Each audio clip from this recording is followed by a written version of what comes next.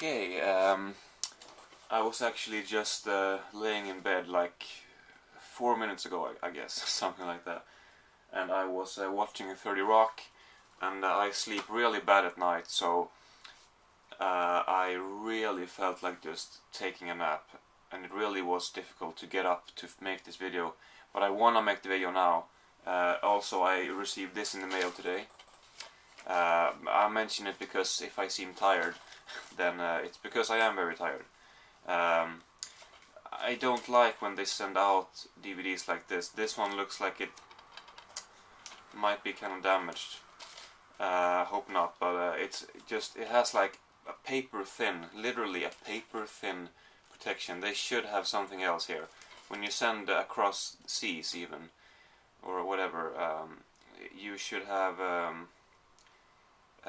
some more protection than this. So I'll just hope that the DVD is not broken or anything.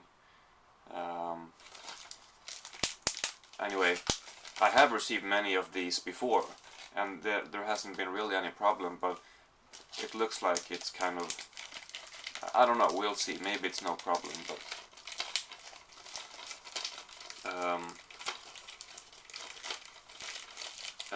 is this the one that I think it is? Yes, it is actually. Let's see here. The DVD appears to be, well, yeah, on the sleeve, on the spine here, it's a little, not perfect, but anyway, and it's a little caved in as well, but it's oh shit, this is, okay, I'm gonna have to open this. Well, actually, I'm not gonna do it now, but if I hold the DVD like this, yeah, it's actually broken here. Anyway, we'll see what I'll do with this. If I maybe I'll demand money back. I don't know. But Black Cat, White Cat. I actually was kind of worried that this would not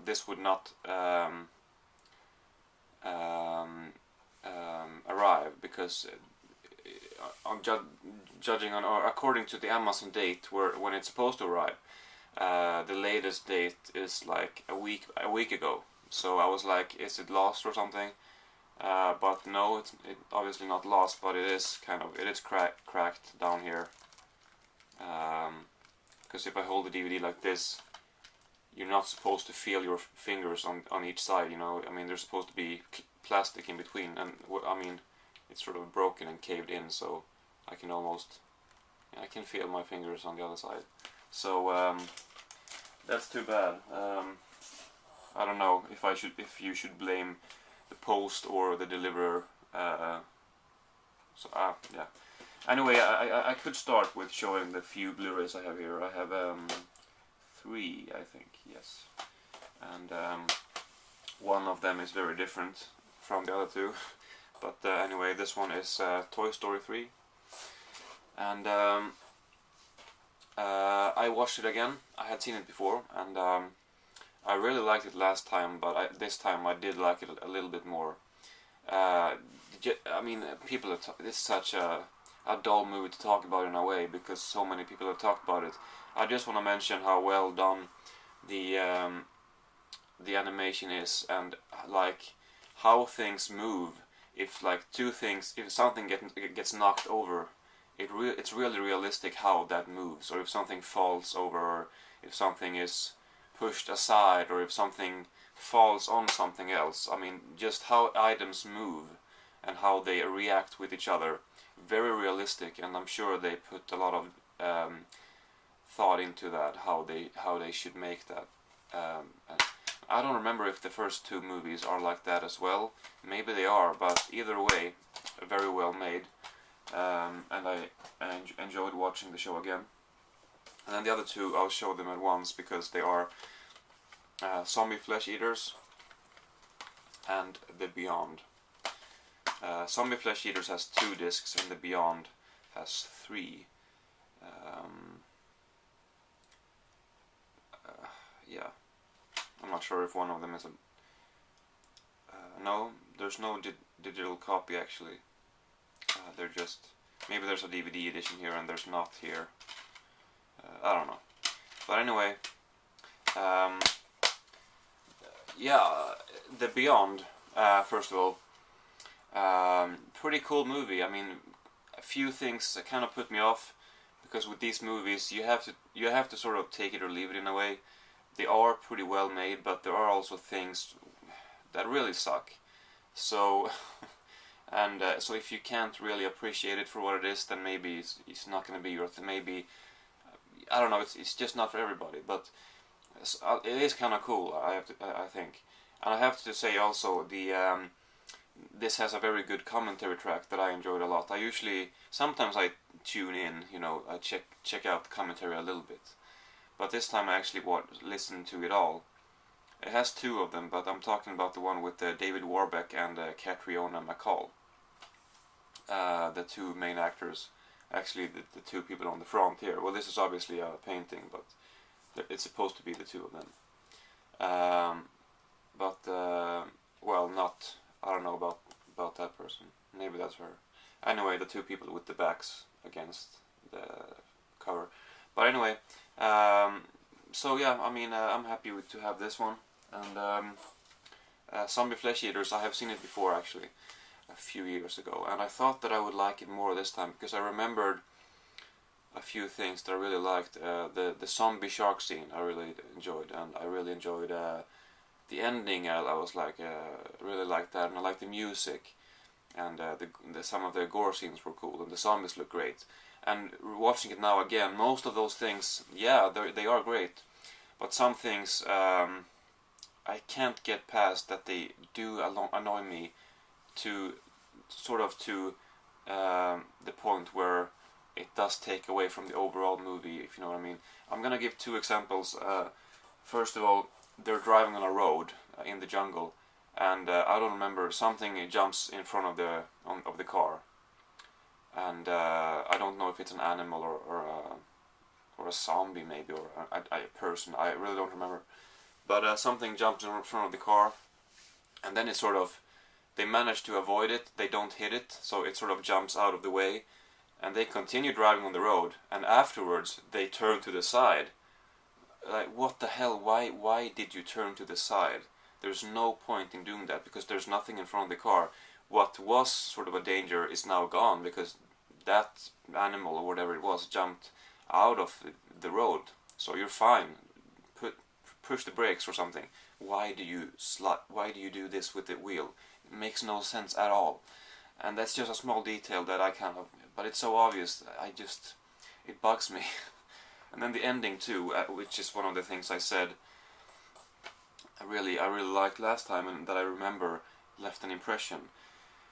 But this is kind of a spoiler, so be aware of that if you don't want to know how it ends. But when the movie ends with the zombies walking into the city, into Manhattan or whatever, and on the radio there are these kind of big time. There's these kind of big news, or I don't know what to call it, but breaking news, or these whatever. Zombies have invaded Manhattan, basically, and now you see more zombies walk into Manhattan, and they're walking on a bridge, and you see cars driving in both directions. So it's kind of obvious that those cars, they're just regular cars. They're driving there. Regular people, not actors, obviously, just going where they're headed. But to me, it doesn't seem realistic that if there are these news about zombies in Manhattan, there would not be that many cars driving into the city then. They would all be headed out from there. They wouldn't go into the place. And of course they can't, or I suppose it would be difficult to close down a whole bridge like that just for this scene. But that's just something I thought about, which kind of puts me off a little bit. So maybe I'm being picky, I don't know, but I just have to be honest. But still, it's a pretty cool movie. Not bad. I kind of did like The Beyond more though.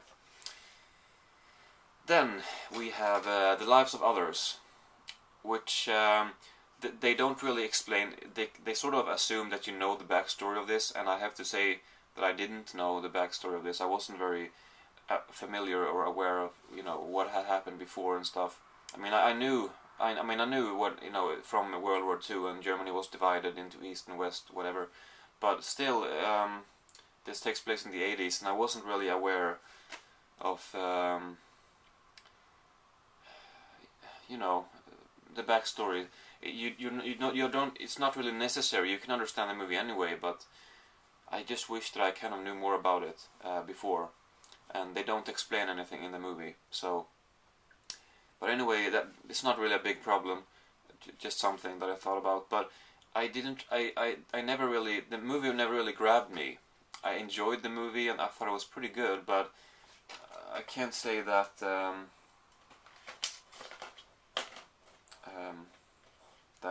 That it was great. Anyway, then we have a movie. I've actually ordered another one by this director. This is a tropical. No, this is Syndromes and a Century. I have ordered Tropical Melody because I like this movie. Almost hit myself in the face there.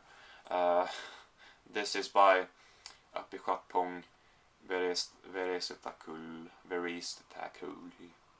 Anyway, I have seen Uncle Booney something before, which I did not like.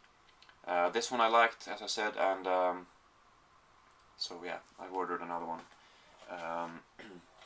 And then we have, I mean, I could say more things about these, but I've already talked so much about each DVD, so this is gonna take forever if I, well, anyway, we have The Castle with Michael Keaton and Eric Bana. Well, Eric Bana, he's on the cover here, but he's not. He doesn't have a big part. He's one of the main 10 parts maybe, but not really more than that. Yeah, this was fun for sure. Very quirky sort of humor, very distinct type of humor. I definitely enjoyed it.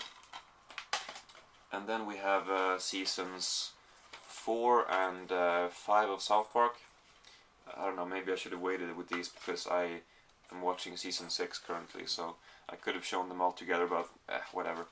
But 31 episodes altogether on here. And yeah, I am enjoying the show very much. Then we have this one, Obi Oba, The End of Civilization, a Polish movie, which I enjoyed. If you want some good visuals, I definitely recommend this one. Takes place in the underground, and it's a post-apocalyptic movie from 1984, and very cool. I definitely enjoyed it. Then we have this was kind of difficult to appreciate for me, The Discreet Charm of the I think I pronounce it bourgeois or something like that, which maybe is the French pronunciation. But there was this extra with a film historian, critical analysis, whatever, by Spanish cinema expert Peter Evans, and I think he pronounced it like bourgeoisie or something like that, but it doesn't matter. But this is a movie by Louis Buñuel, and the first one that I watched of his, and not a great first impression, but I'm definitely gonna check out more still. Kind of a difficult movie, a lot of fun scenes and stuff. It just, overall, I can't really even make sense out of it. Maybe you're not supposed to, but I don't like my movies to be completely abstract, and I guess it's not completely abstract, but it is very surreal and very subjective. I mean, you have to really make out what happens on your own, and you have to make, you know, sort of make your own interpretation of the movie. But it was pretty good, not bad. But I'll watch like The Extermination Angel is one, and then I forget what the other ones are called. But there's that Belle de Jour or something, and the Viridiana. I don't know. I'll check out another one in the future sometime, I'm sure. Next one is a movie by Billy Wilder, which is Sunset Boulevard. I have to say that maybe some of the things went over my head. Maybe they're not. Maybe they're kind of subtle, and so you need to I don't know, maybe it doesn't reach out to everyone in a way, I'm not sure, but just some things felt kind of generic, surprisingly generic to me. I mean, it's a good movie, it's just that considering how highly praised it is and how much of a classic this is considered, I was just kind of surprised that, well, the first half or so is very good, but then it kind of goes downhill and it's just not much happens. Two things that I was not a big fan of here, and this is definitely a spoiler, at least one of them. One thing first, I'll go with the non-spoiler first. Well, not really a spoiler. But when I don't remember their names, Gloria Swan's, no, Norma Desmond, that's the character's name. She thinks that a studio has contacted her because they are interested in her script, and so she goes all enthusiastic and happy about it to the studio, and she whatever. But it turns out that they're only interested in her car, and it's like this big reveal with dramatic music, if I remember correctly, and I don't know, it's okay, so it's her car they want, a little misunderstanding, but I don't know, I didn't see what the big deal was about that. And I have to also say the ending, when you find out, spoiler here, you find out that Norma Desmond is the one who killed William Holden's character. I don't remember what his name was in the movie, but I just felt that was kind of obvious that was going to happen. I mean, it felt like that's definitely where the movie's heading, and then exactly that happened. And maybe it's not supposed to be a big time twist. I don't know. I just found some things to be a little bit hard to appreciate, to be honest. But definitely a good movie, and Billy Wilder is definitely a good director. I've seen a few movies, and I definitely plan on seeing more of them. And I plan on rewatching them too. I mean, I definitely see myself becoming a fan of Billy Wilder in the future, but as of now I haven't seen enough. So anyway, next up is Midnight Run with Robert De Niro, Charles Grodin. Very funny, very well made story here. All of the different sort of parts of the story go together really well, and it's all sort of there is this sort of central plot, and then there's all of these things that happens next to it, and very well done, I think.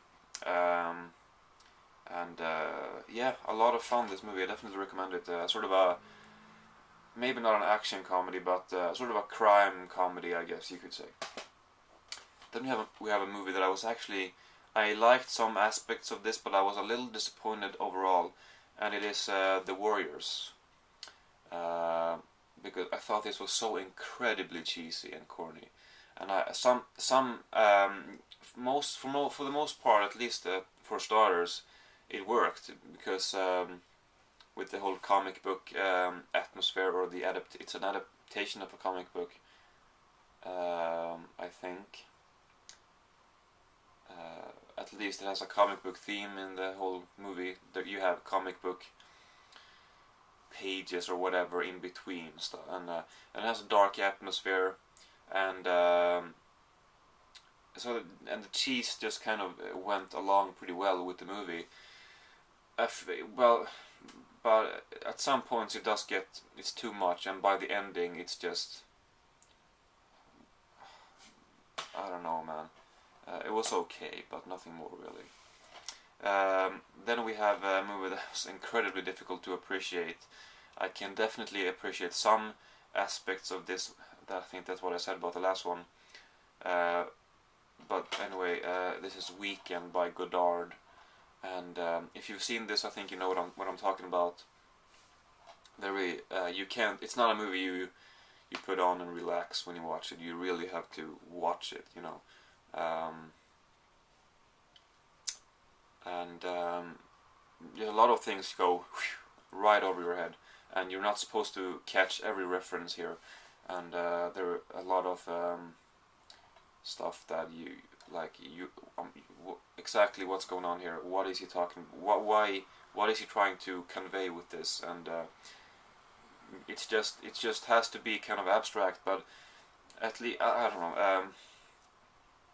I'll just say some things were really good, but there's just too much weird shit going on here for me to really be able to enjoy it, sadly. Then this one, yeah, I mean, it was a good movie for sure. I definitely liked it.